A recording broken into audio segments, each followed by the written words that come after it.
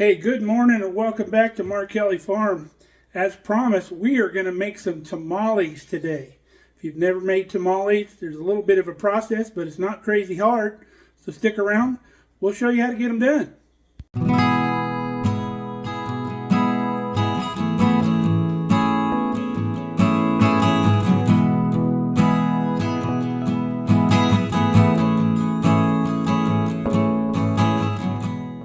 So this might be a longer video, so we're not going to do a bunch of jabbering. We're going to get right to it.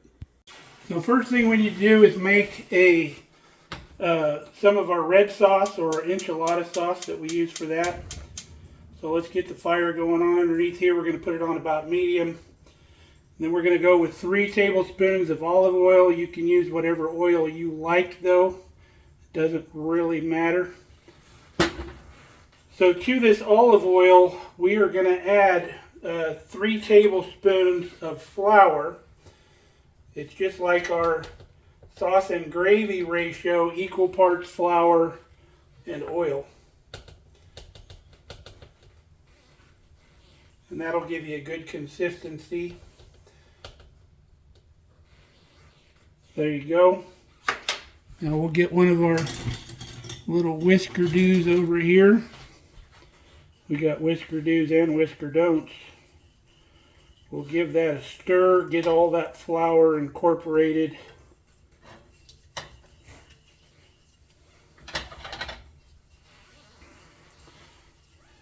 In fact, until we get things all incorporated, I'm going to turn this down to low because I don't want it to come up too quick. So into that, we're going to give some salt and pepper. Probably about a quarter teaspoon, I would guess, of each.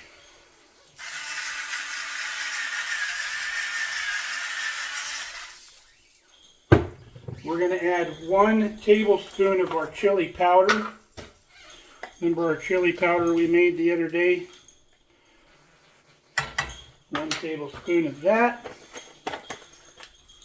And we want 1 teaspoon of ground cumin.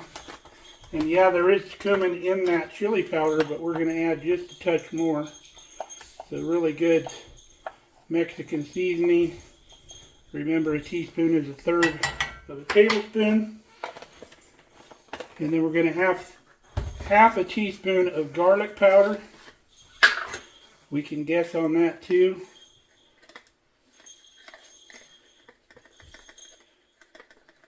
About right there.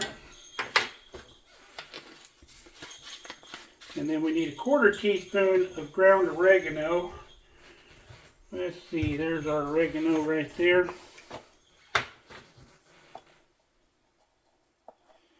Quarter teaspoon.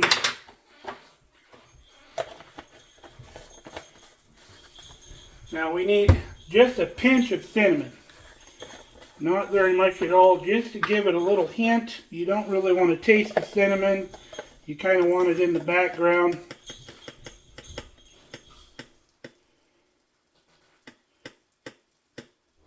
About that much right there.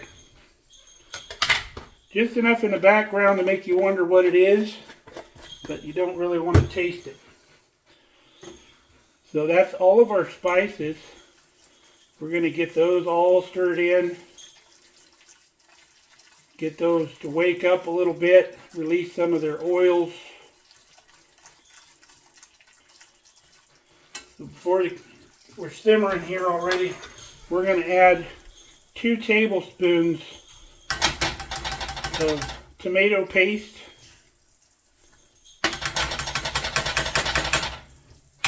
There we go. So we'll get that stirred in. As it warms up, won't be quite as thick and will incorporate into the mix. So now we want to add our 2 cups of our really good chicken stock. You're going to add it all at once. You can see there's a little fat floating on top of that. That's a good thing.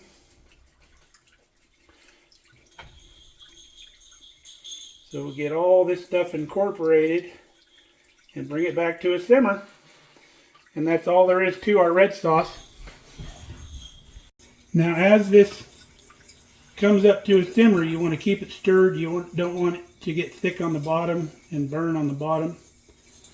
So come by every now and then. I love these little whisker doos.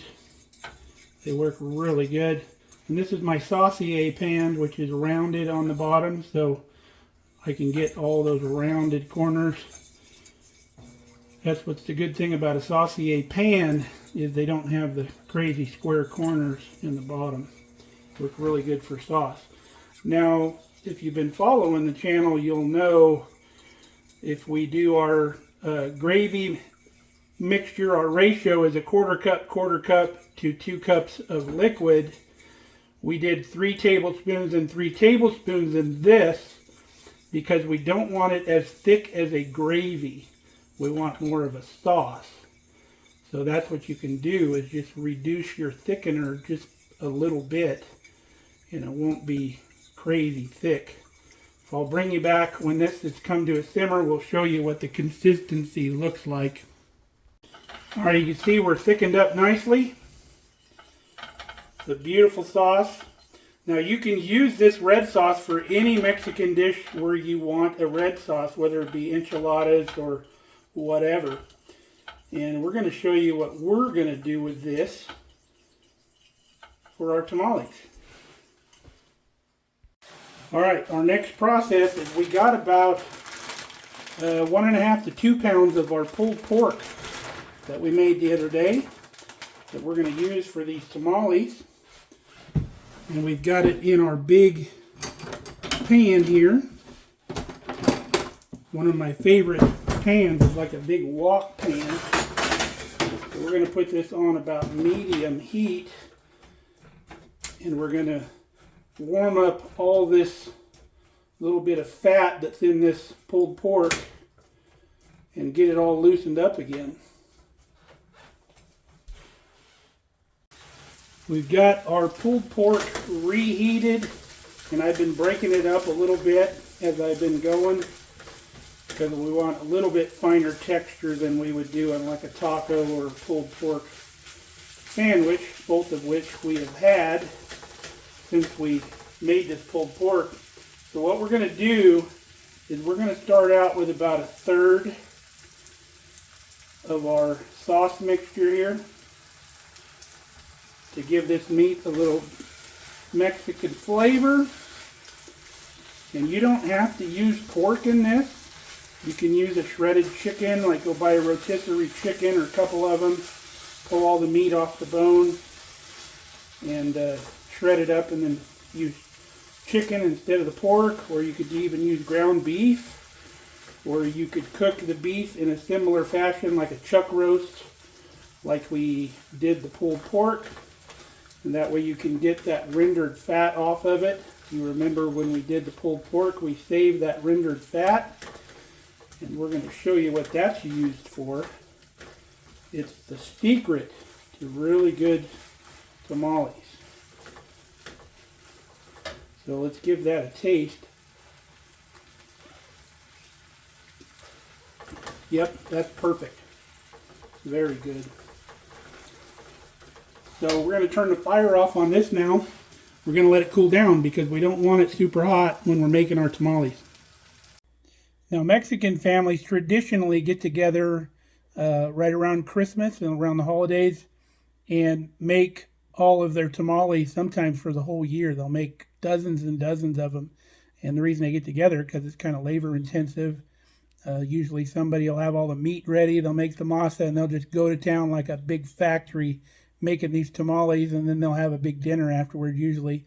I've been to a few of those. It's a lot of fun.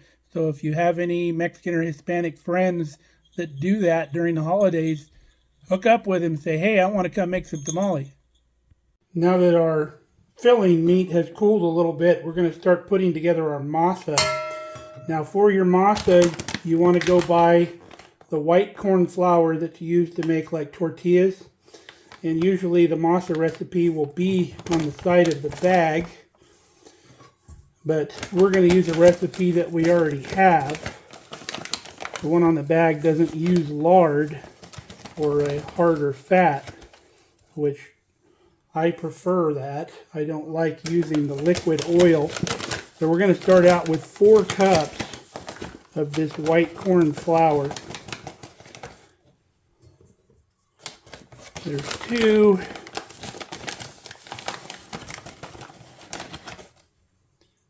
3. There's 1 more.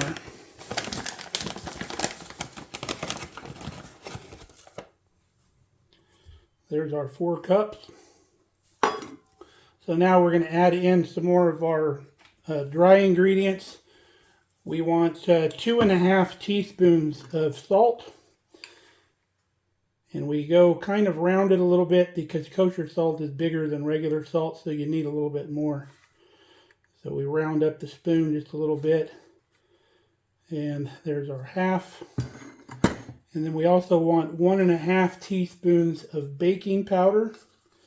And that's going to lighten up your masa a little bit. It won't be quite as dense.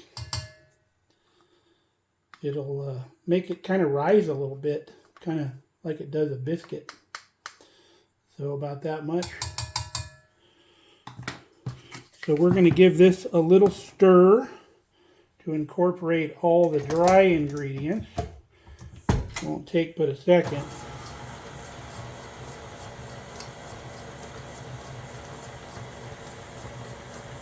And that's enough. So now we're going to add in our oil. So remember that we have our leftover fat from our pulled pork that we did. We got about 3/4 cup of that. We're going to add all that in. And this, my friends, is the secret to wonderful tamales. If you don't have rendered fat with all the flavor in it, you can use lard. If you go to your grocery store, sometimes it's called manteca. And it comes in a block, kind of like a big old block of butter, but it's lard. And you can use that, and if you want some more flavor, just maybe add a little chili powder to it or something would work, just to kick it up a notch. Or just a touch of your red sauce in it would give it a little bit more flavor. So we got that in. Oop. Put that back on. We'll give that a little stir.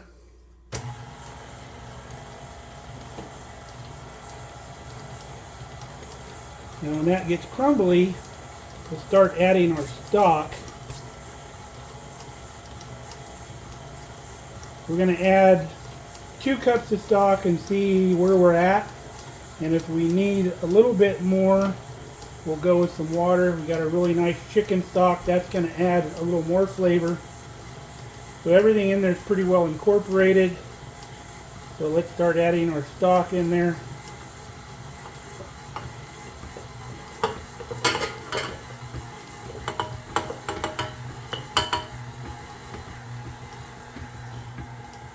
So that's a little thick, so we're going to add some more liquid. Let me get some water in my jar here.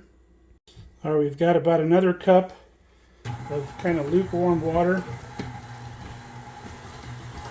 We'll add all of that in, see where that goes. The dough's coming together pretty good. You want the dough so it all comes together, but it's not too stiff and not too thin, to where it's kind of spreadable. Kind of like a thick hummus or like a peanut butter consistency.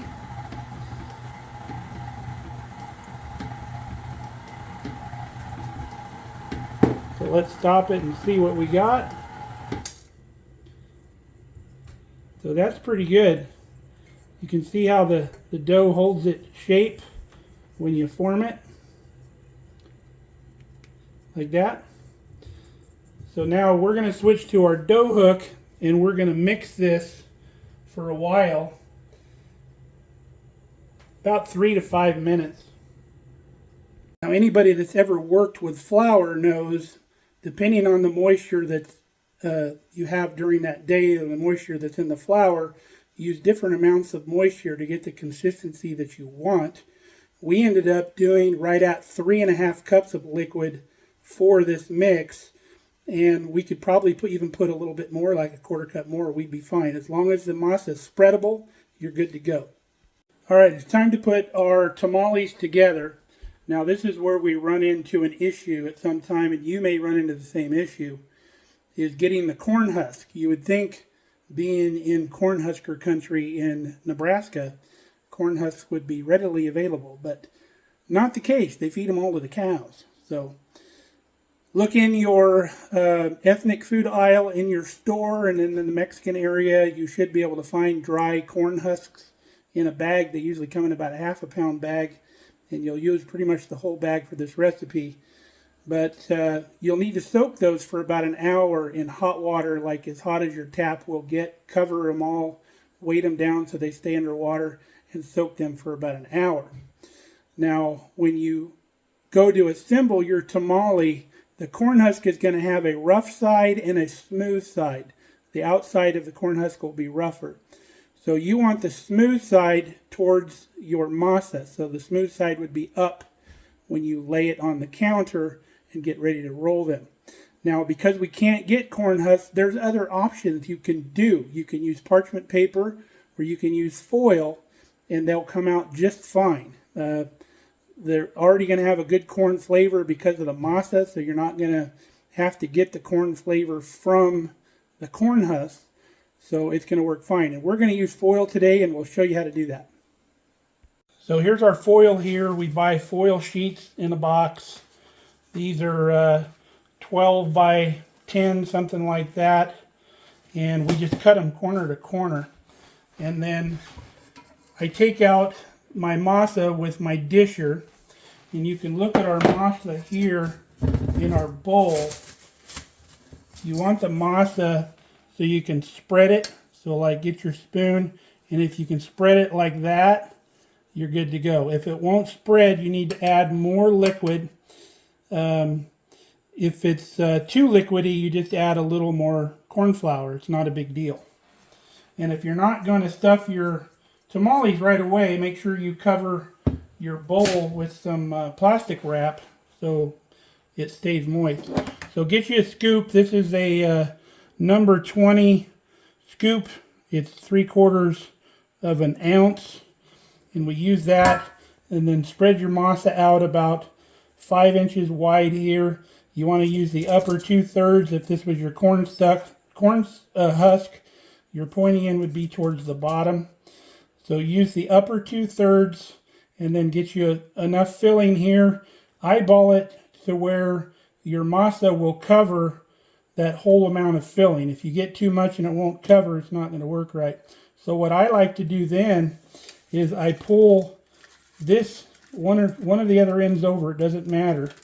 And then I kind of grab it with my fingers, fold that over, and then I do the same thing on the other side, kind of like that. And then once I get that, I take it and I roll it tight like this. And then once you get it tight, then you flip your bottom end up. Even if it was your corn husk, you would flip the bottom end up like that. The top stays open. And then I'm just going to stack these to the side. Some people will put them right in the pan like this. But there's our tamale right there. You can see it's got masa all the way around. So I'm going to continue to make these, and then we'll show you how to cook them. Now, traditionally, when people make these with the corn husk, sometimes they'll just fold it over, then fold it over, and then you got that weird piece of masa stuck in between the layers of the corn, and I don't like that little weird flap that you get, and that's why I roll it all the way over like this, and then I pull the one side back so you don't get this weird little flap over the top of the other end of the corn husk or the foil or whatever you're using. But just make sure it overlaps. Tighten it up a little bit and roll her up. Now the parchment's not quite as easy as the foil, because the foil will kind of hold its shape and the parchment won't.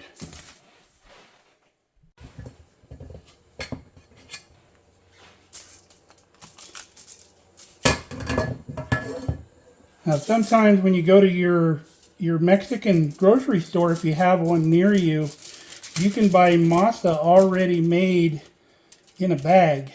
And you just kind of warm it up to room temperature and use it, because it's not as pliable when it's cold. And you can see even our masa here is right on the verge of being too thick to spread, but we're still able to work it. But if it gets any worse than this to where it doesn't want to spread, that's when you'd want to add some more water to it, or chicken stock or whatever. And I like a little bit more meat in mine, so you can see your traditional tamales won't have this much meat. Here comes Kelly's automatic vacuum coming in here to bother us. So we'll fold that over like that. That over. Tighten it up. Roll this baby up.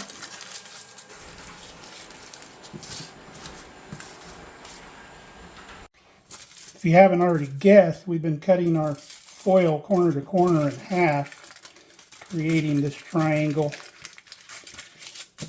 I guess if you wanted it a little thicker, you could just fold it corner to corner and do it that way. But this seems to be working out fine. And then whichever side your steam falls on, tuck your bottom over on that same side, so when you lay it in the pan, it keeps it closed. Now, one Mexican lady I knew years ago would put a little treat in her tamale. Right here on the end, she would put a black olive, just made room for it, and then rolled it up. And then you had that little treat. When you got to the bottom, you had that little olive in there. It's pretty cool. And you can do that if you'd like.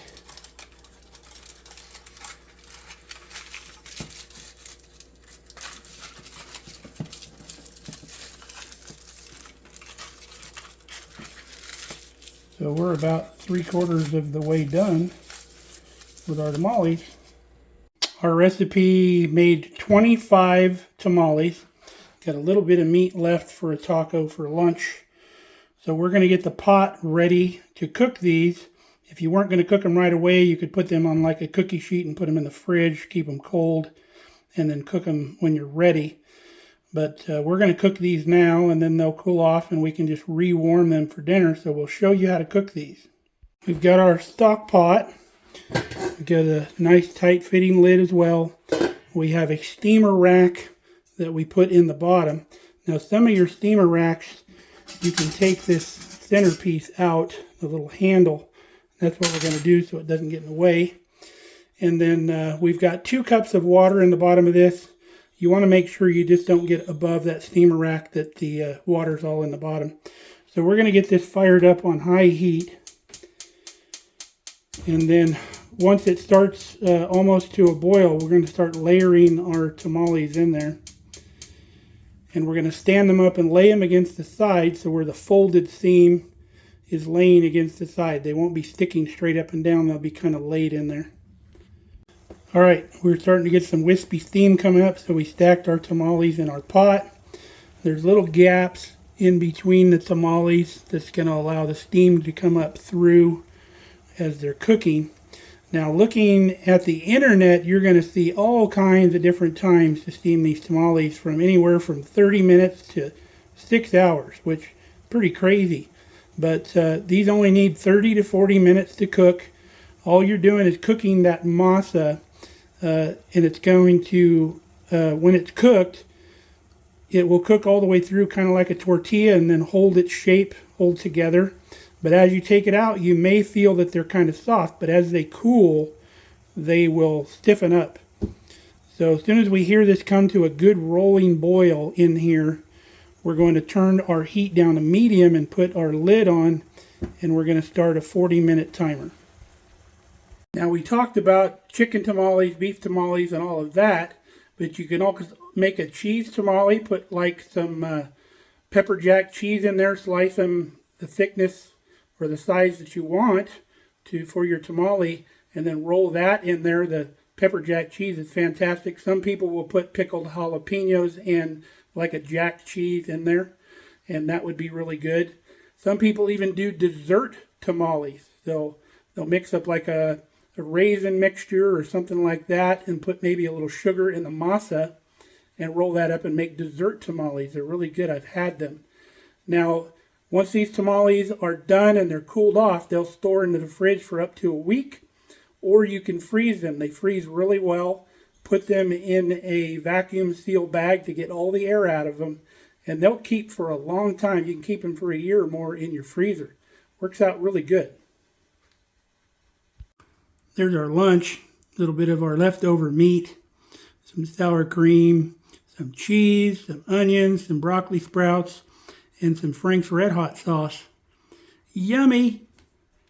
40 minutes has elapsed. There's our tamales. You can see how they've kind of swelled out of the top a little bit. That's what that baking powder does. Adds just a little bit of leavening to that masa. So we're going to leave the lid off and let these cool down naturally. And we'll show you what they look like. Now, with these being foil wrapped, obviously if you reheat them later, like in the microwave, that foil is not going to be good. You'll have to unwrap them before you reheat them. So that might be one advantage to using parchment. But now that they're cooked, they won't fall apart on you, so you can just unwrap them and reheat them that way. There, we've unwrapped a couple of our tamales. You can see the masa got hard. So let's show you how we dress these babies up. Es muy bueno, no? Little of our leftover red sauce, some chopped onion, some sour cream, some cilantro. Can't wait to dig into this.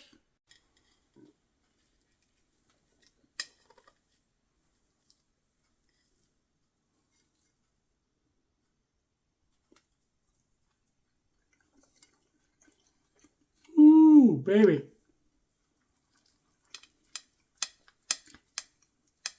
Haven't had a tamale this good in years.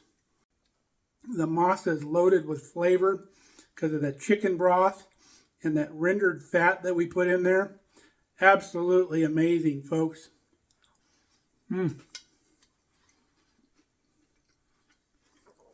Okay, folks, that is our tamale recipe. I hope you enjoy it. I hope you try it. I hope we've taken all of the intimidation factor out of it. It's not super hard. You just got to have the right ingredients. That's all there is to it. So until next time, mantente seguro, mantenese sano, nosotros te amamos. See you next time.